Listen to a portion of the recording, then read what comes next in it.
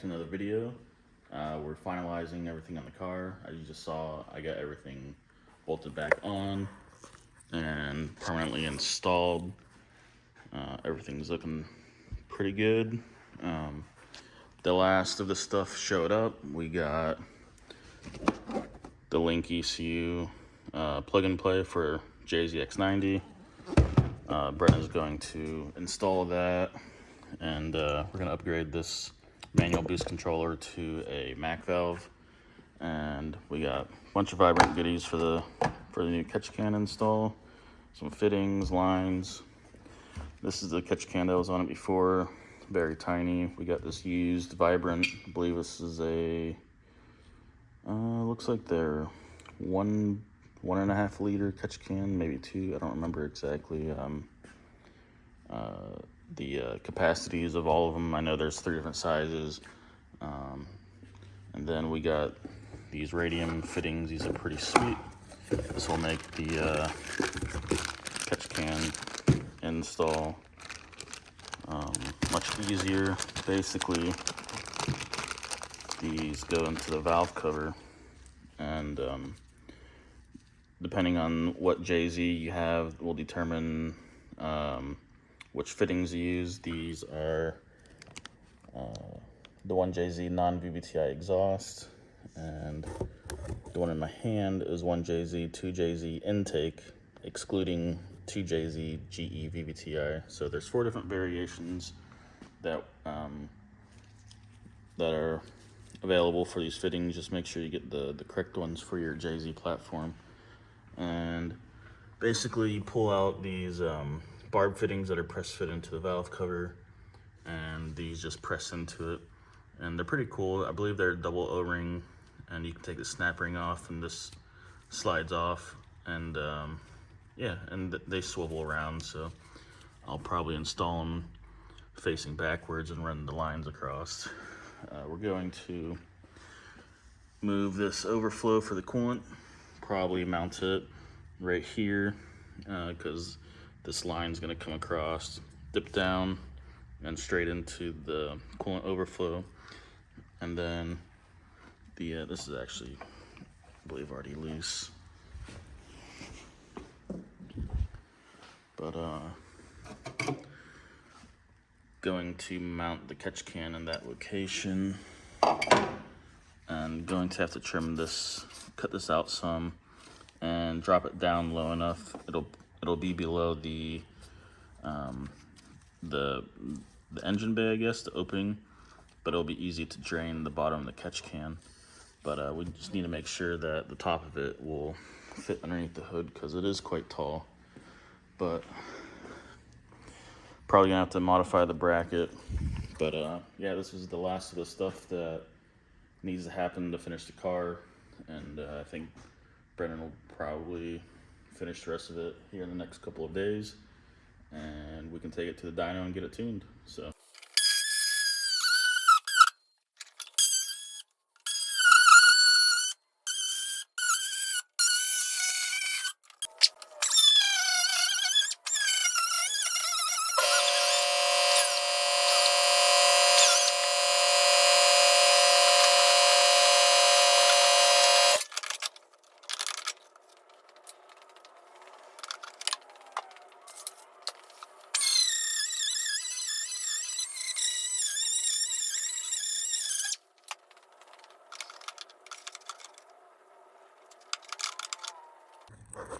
all right, so we got the coolant overflow relocated and the catch can mounted, and the mount was originally part of this. I actually cut that off because I wanted to be able to mount this in such a way you can adjust the height easily, and not have to make a super elaborate bracket.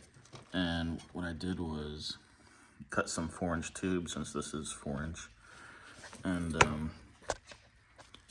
it's kind of hard to see this harness normally, but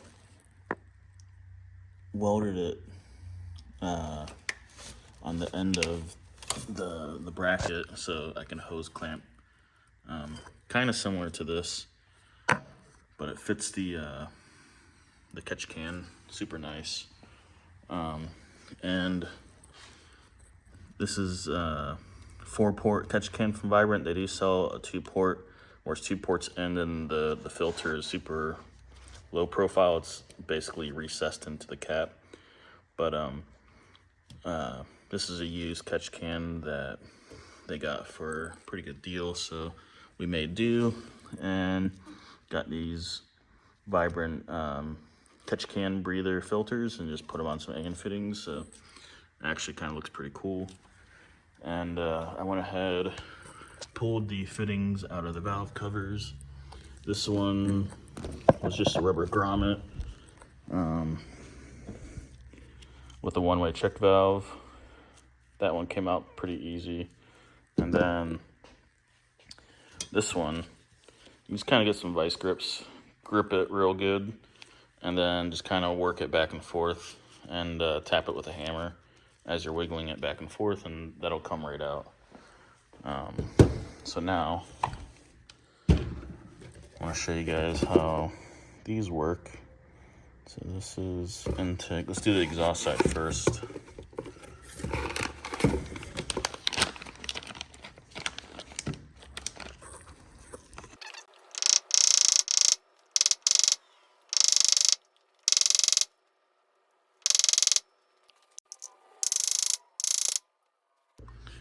Alright, so I got the fitting most of the way in. That one kind of fought me, so this next one I put the fitting in the freezer and put a little bit of lube on it. So it's kind of what the instructions say. I should have looked at it first, but we'll see how this one is.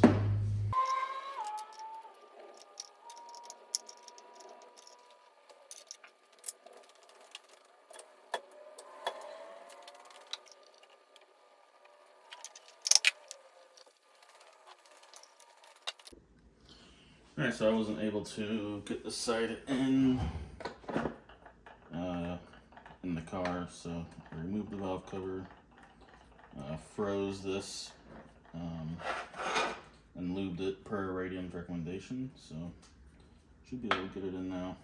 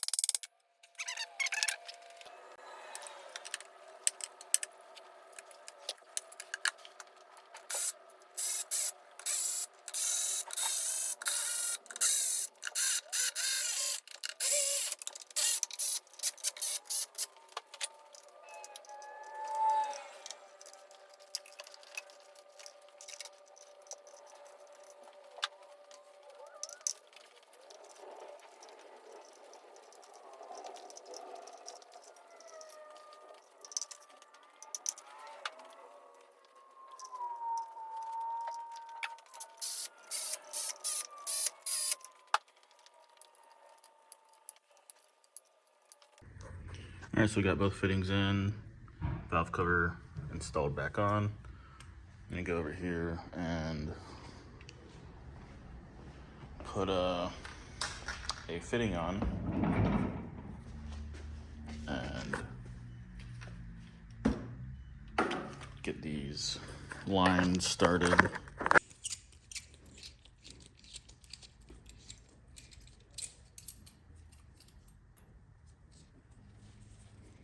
So this is the nut of the AN fitting, and what you want to do is slide it on the end of this hose, and right where you see the threads end, you want the end of this hose to butt up against that flush.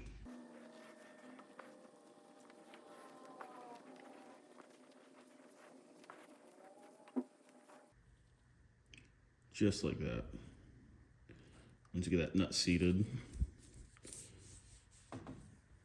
you want to take the other end of your AN, and I like to use Seal Glide. You can get it from Napa or Amazon or wherever.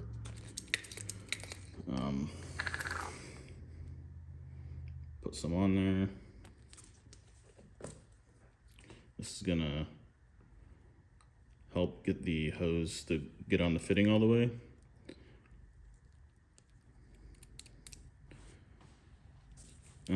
Sometimes you'll have to do this a couple times just to get it seated. But what will happen if you don't put any lube on when you're threading it in, and you won't be able to tell because you can't see it, but it'll actually start to push the hose out instead of sliding the fitting into the hose. And you can normally feel when that starts to happen because one, your hose will start spinning and it'll get fairly tight. So I always get the thread started by hand, like so.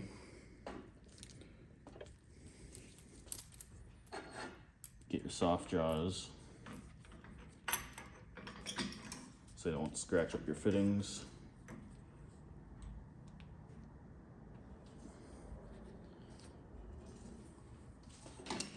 And I don't have a proper wrench, so I just have a smooth jaw crescent. These actually work pretty good, a lot better than the tape method.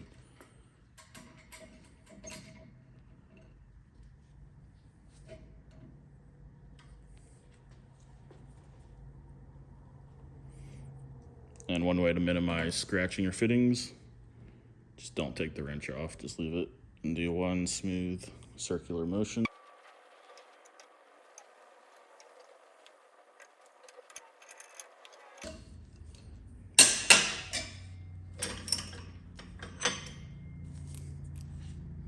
And there you have it.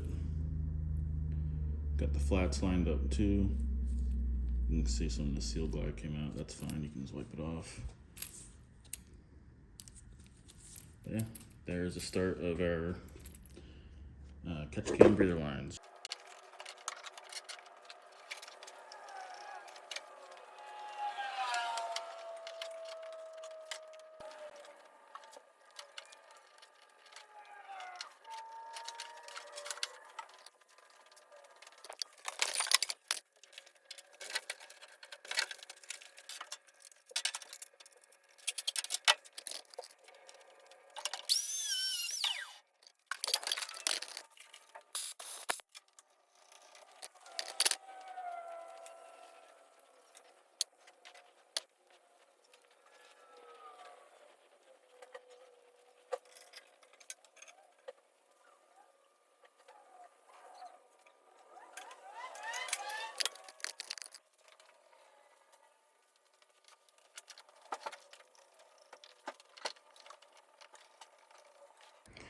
All right, so we got the lines made.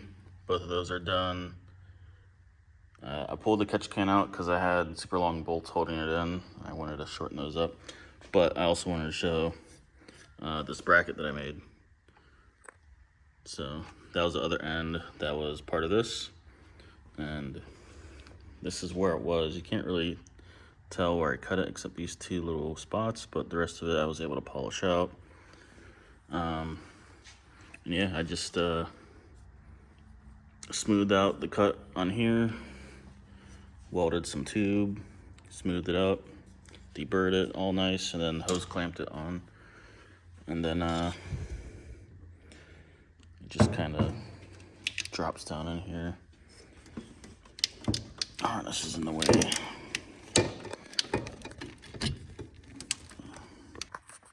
All right, I just went ahead and bolted it back down, but yeah. Everything came out nice and tidy. Brennan still got to get in here and put in a fuel pressure sensor. So I'm not gonna tidy all of that up just yet, but got everything routed nice. And then one super cool thing about how I mounted that, you can drain it pretty easy if needed, or when it's time to service it, you can drain that pretty easy.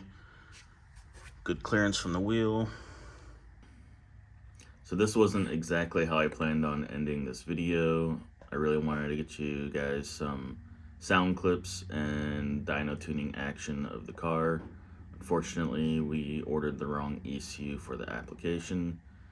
He has a JZX90 wiring specialties harness in the car, and the case for the ECU, the case on the ECU, is very hard to identify what ECU it is. So we just assumed it was a 90 ECU, ordered the 90 plug and play from Link, and turns out he's got a 100 ECU, JZX 100. So Kevin and his dad came and picked up the car. They're going to do the paint work on the engine bay and get everything tidied up and just ready for the season. And then once the new ECU comes in, we'll get that in and get some tuning going on. But hopefully everyone enjoyed this little build series of Kevin's car, and hopefully I can do more of this type of content for everyone. And yeah, I'll see you guys in the next video.